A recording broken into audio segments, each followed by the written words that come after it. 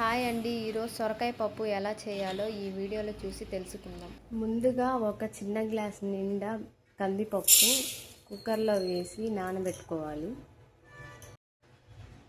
కొంచెం వాటర్ పోసుకుందాం.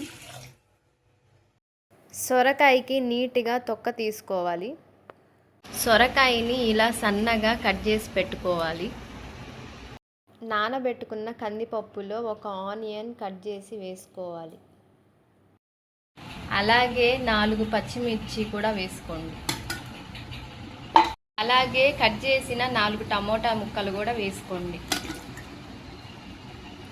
తగినంత పసుపు కూడా వేసుకోండి. టేస్ట్కి సరిపోయినంత కారం, కట్ చేసిన సొరకాయ ముక్కలు,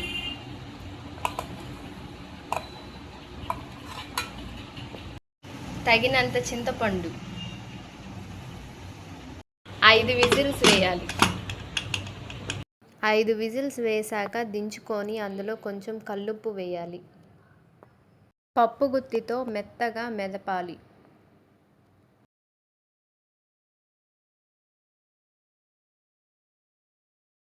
బాండిల్ పెట్టుకొని కొంచెం ఆయిల్ వేసుకోవాలి.